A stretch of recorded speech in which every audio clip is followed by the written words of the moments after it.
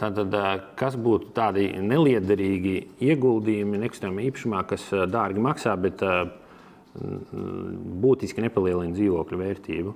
Uz šo jautājumu es gribētu atbildēt pirmkārt tā, ka jebkuram nekustamam īpašumam galvenais faktors, kas veido viņa cenu, ir atrašanās vieta.